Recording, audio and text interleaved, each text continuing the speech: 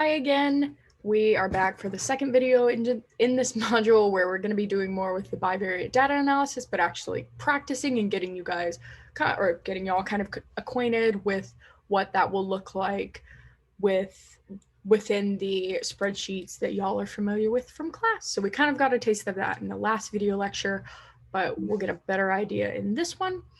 And just to kind of prepare you for this practice, we're going to recap concepts that are associated with this type of analysis, illustrate the analysis using class data, and kind of introduce y'all to Excel and Google Sheets techniques that you'll be using when you're kind of actually doing this analysis for yourself, and then introduce you to statistical outputs, which you would become more acquainted with if you were taking this class in person, but due to COVID-19, that's not happening, but we do kind of want to get y'all an idea of what that would look like otherwise. And just to kind of note that a lot of what you'll see here is going to be similar to what you saw in last week's univariate analysis that kind of functions similarly. So things will probably look similar. And our main question to consider now and throughout this presentation is, what is bivariate analysis? So again, defining it, bivariate analysis involves investigating how two variables, one independent variable and one dependent variable, are related to each other. This is something we covered in our last video module, and something we'll do a little bit more application with during this one. So again, the main ideas that are important to keep in mind when studying bivariate analysis are the independent variable, the dependent variable, and the cross tabulation tables, all of which we talked about and learned more about in our last video. So if you need a refresher, just go back to that one. And then we are going to just kind of review what this actually looks like in Excel using the tables using the data that y'all collected via that class survey, as well as with the IMDb tables. And again, like I had to do in week 9, I will have to just kind of shift between this and Excel. So if you see my dog, who is my background screen, just kind of ignore it. So again, we talked about doing this in week 9, but you can go up to the top. If you're in Excel, okay, so we're gonna do this in Excel and then also in Google Sheets. Sorry, I should have prefaced that part with this, but you can go up to the top of Excel, go to the data tab, and then again, you can sort your data based on the variable you're interested in. And that is something that y'all should be familiar with, again, from having done that in week 9. And again, that column section is where you can figure out which variables you're interested in sorting by. And then when you're doing so, make sure you always have my list has headers checked, because otherwise it's going to try and sort with that header information as well. So this is all how you do that in Excel. And in Google Sheets, you go to the data tab at the top. So pretty similar. Go to sort range. Again, make sure data has header row is clicked. And then you go here and you can sort by that variable of interest as well. So pretty simple. They function pretty similarly in that way. So preparing your variables for analysis, there are a few steps you need to take to prepare your independent variable for analysis. So first, you want to select your variable and make sure it has 2 categories, which we talked about in our video right before this one. And if it doesn't already have two categories, you need to recode it. So if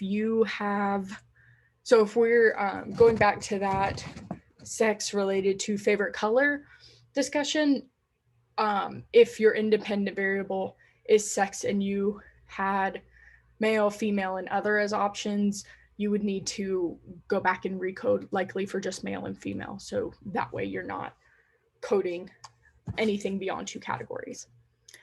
To recode a continuous variable, you should sort the data set on that variable from lowest to highest. And then you've got 2 options for how you can do that. So you can first, if out of the 2 options, you could find the middle value, which is the median, and divide the data into 2 groups, and that's called a median split. That's something we've talked about in other videos in this class. Or you can find a logical value that divides the data into groups that makes sense to you. So if a lot of people have picked 0 for something, you could divide people by 0 and greater than 0. So if you ask people how many social media apps they have downloaded to their phone, and a lot of them for some reason were to say 0, you could always code none as 0 and then the presence of any app on your phone as 1. So that could be having 1 app on your phone, that could be having 10. Doesn't matter. It's either having or not having. And that's how you get those 2 categories. So there are a few steps you need to take to prepare your independent variable for analysis. So if you've chosen a categorical variable with more than 2 categories, you need to recode it to have 2 categories as well. And I think this was supposed to, oh no, I'm sorry.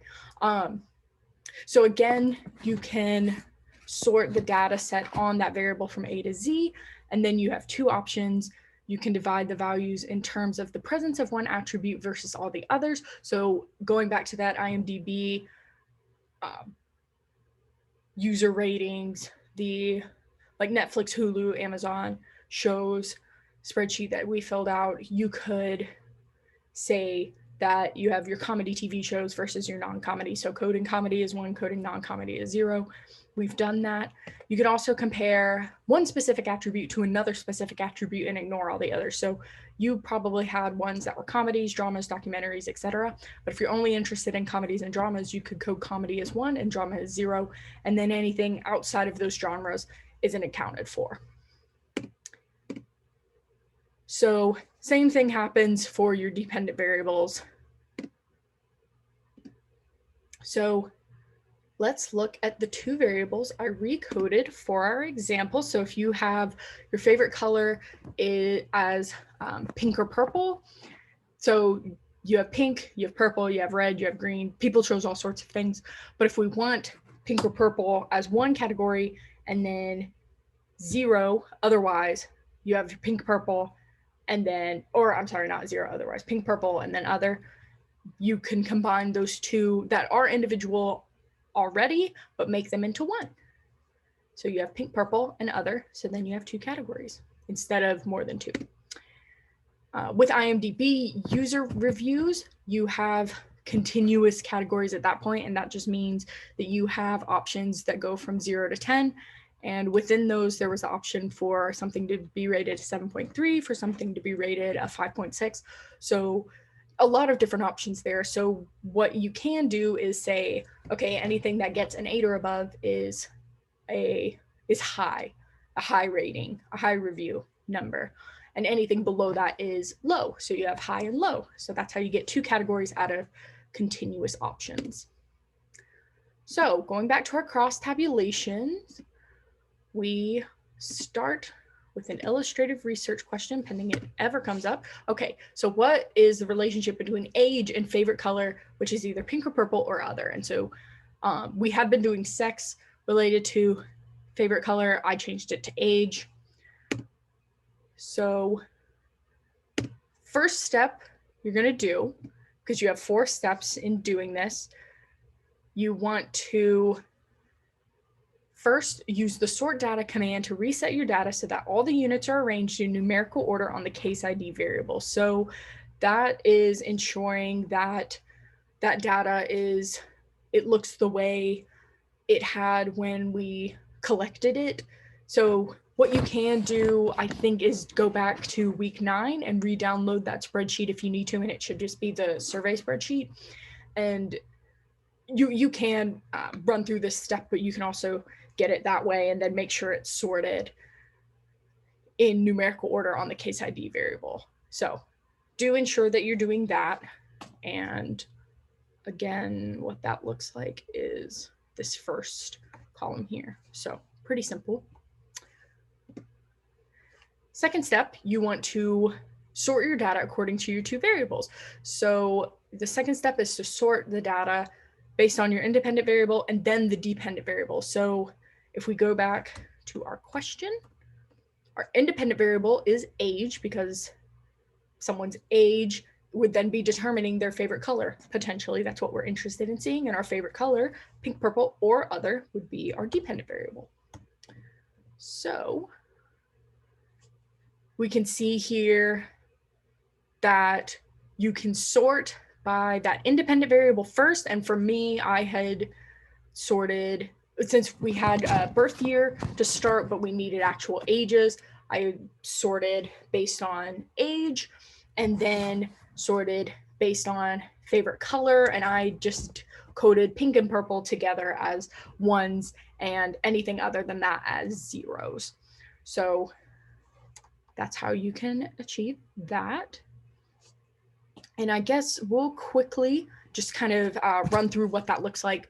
So again, we would have our data sorted by case ID to begin with, but if we wanted to sort based on these two things, we would go up and sort by age and then sort by favorite color. And just to add that second one, you click the plus sign down there. Again, make sure my list has headers is checked.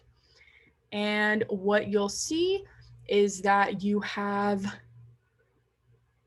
so first being we had birth year and then we calculated age, which is the formula we had put in, 2021 minus the number in B12 or B2, and then carry it down so it applies. And then we can code, we can sort based on age, and then we can code anything 21 or below as 0, which is young, which I don't love, but that's okay. So 21 and younger is coded as 0, which we can see here that that's what we have all the way up, since we're first sorting this based on our age variable.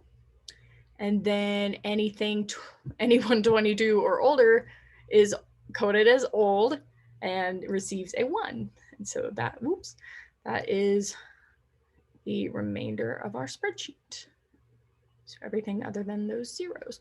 So we first have that, and then we code based on favorite color. And again, oh, I think I misspoke. So pink, purple coded as zeros. So we can see here that we have 8 people who are young and whose favorite color is pink or purple. And then we have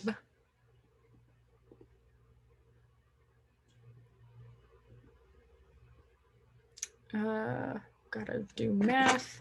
We have 33 people here, or 34, excuse me, people here who are also coded as young, but their favorite color is anything outside of pink or purple. And so that would be other. So you can take this a step farther. So I just have it sorted this way. And then you could create another column, and anything that is this 0 is pink, purple. Anything that's 1 is just other, instead of having all of these individual options. So that's how that looks. So next, our third step is to count up the 4 different groups labeled A through D below and fill in the numbers into the table. So again, same thing as we did earlier in our last video lecture. The only change here is that we're looking at age instead of sex.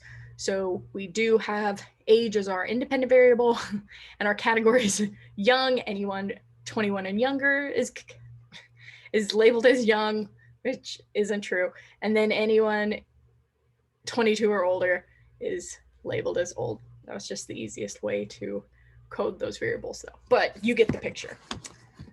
And then what I just showed y'all, you would go through and you would just count and see, and with this, it's not too much, so you can go through and manually count, but if you were to use a statistical programming, like a software or something, it could do it for you. But you go through, you count, and then you would put this information in our tables. So I think we had said anybody who is young, whose favorite color is pink or purple, I think that was 8 people. So A would equal 8 in that case. And then you would do the same for the other sections as well.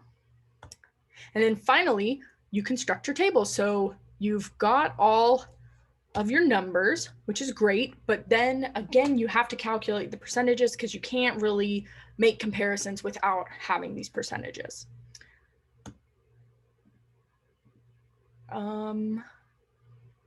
I think, okay, so sorry, I thought I had the table on the last slide, but it's all here. So we've got our raw numbers and we've got the percentages that correspond to those numbers. And again, we see here that we have actually very close results based on the number of young respondents, which were 42, and old respondents, which is 72. And you would more than likely have more of a difference than what we have here, but if you do have results that look like this, what you can gather is that your young respondents are about as likely to choose pink or purple as their favorite color compared to your old respondents. So that's kind of how your conclusion would look here when you're answering your question of what is the relationship between age and favorite color, being pink or purple or other. So y'all will have an activity for this week where you download a Microsoft Word worksheet in Moodle, and it's in this section of the Moodle. So you can just go there and download that. And there are places to fill out certain things, and you'll be practicing these steps to produce the results from the 2 class spreadsheets. So again, these are class spreadsheets. You can go back and download from week 9 if you need them. And if you need them sorted just the way they were presented to y'all, and you will just kind of get the chance to fill certain parts in, and it should be pretty intuitive, especially after working with them for this many weeks. But if you do have any problems, feel free to reach out to me and Dr. Bender, because we're happy to help you just kind of navigate that. And so again, class looks a little bit different this semester because everything is online and we're not working with statistical programs like SPSS, which we would be doing in class if y'all were taking it in person this semester, because SPSS and other programs like Stata and SAS allow us to produce cross-tabulation tables more easily than Excel and Google Sheets do. Again, as we've seen here, you can definitely do it, but it's a little bit easier and a little bit less manual using it with them. And so we're going to kind of just walk through what it would look like to use a program like SPSS or Stata or SAS, so you kind of get an idea for what you might want to work with later on when you're actually doing some of your own research. And that's what we're going to kind of just do in these next couple of slides. So we're going to go back to that earlier research question that asks, what is the relationship between sex and favorite color, pink or purple or other? And that's just kind of what was put in to the program and what the results we're going to see are representative of. So after putting in the information that we had, we can see that we have 294 measurements here and 293 measurements here. So here we kind of just get that same univariate data that we saw with the last module, and we're getting the number of, I think that's male identifying participants and then female identifying participants. And so that's how, that's the data we're getting with this our sex category. And then pink, purple, I believe 0 is other, and then 1 is picking pink or purple. So we've seen this data in the last video module that we worked with. So this would just kind of be what it would look like if it were put into and then came out of a statistical program. So again, this is univariate because we're not comparing the information that we're getting from the sex category, our independent variable, and the color category, or pink, purple, or other, our dependent variable. But when we actually want to kind of compare these results, we see we get a bivariate analysis and we see that we have, again, I think that actually might be switched. So I think one might be male identifying participants and 0 might be female identifying. Or no, I'm sorry. Switch that. 0 is male identifying and 1 is female identifying. And then 0 is other, 1 being pink and purple. So again, we have the same information that we got when we worked with that cross tabulation table in our last video, where we have 8 of the male identifying participants making up 7.5% or 7.5% of them picking pink purple as their favorite color, and 92.5% picking other as their favorite color. And then same thing down here, we can see if we want to compare the results between the sexes, that if we have 7.5% of our male identifying participants picking pink and purple, we have 34.9% of our female identifying participants picking pink and purple, which is 65% of the 186%, or of the 186 total that were surveyed. So looks very similar to what we had in our last video. It's just a different output style, essentially. So if we were to ask what is the relationship between TV genre, comedy, or other, and IMDb user reviews, which again, we have recoded as low and high because we don't want a continuous results. We simply want to know if it's a high rating or a low rating. We can do the same thing and put that information into a program and get data that looks very similar. So again, you can see that you've got the information for the univariate information. And then when you want to compare genre, comedy or not, with user score high or low, you get your cross tabulation table here as well. And that is a bivariate analysis. And it gives you information that explains how genre, being comedy or not comedy, relates to user score being high or low. So to recap what we accomplished in this model, we reviewed bivariate analysis definitions or the definition and concepts. We learned the steps to carry out bivariate analysis in a spreadsheet, which again, are spreadsheets you've already worked with that need to be reverted back to the original form so that you're kind of starting with a blank slate, and that can happen if you go and download them from week 9. And then we viewed software outputs for interpreting bivariate analysis, something that you may be curious about and may want to explore further past this module. And so also to keep in mind for the rest of this week, we have one more video lecture for this week, and it's just to kind of overview the assignments we'll have. And then your 5th homework assignment will be due April 4th at 11:59 p.m.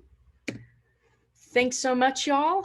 And I will see you in the next, oh my gosh, I'm sorry. I am still figuring out how to do this, but I will see you in the next recording.